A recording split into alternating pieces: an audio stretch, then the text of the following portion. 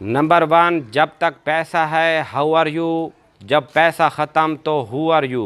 Number 2, इश्क में नहीं रिस्क में वक्त बर्बाद करो, क्योंकि इश्क में बर्बादी है और रिस्क में कामयाबी है। 10 लड़कियों को दोस्त बनाने से बेहतर है कि अपनी कमाई से अपनी ड्रीम कार अपने घर के सामने कैसे खड़ी करूं, उस पर फोकस करो। नंबर 4, ज़िंदगी में 10 बार फेल हो जाओ या 100 बार, कसम खा लो कि मैंने ज़िंदगी में आम आदमी बन के नहीं जीना है। नंबर 5, पैसे कमा ले मेरे दोस्त, जब तू अपनी ड्रीम कार से बाहर निकलेगा तब ही पड़ोसी कहेंगे कि मेरा बेटा भी इसके जैसा होता।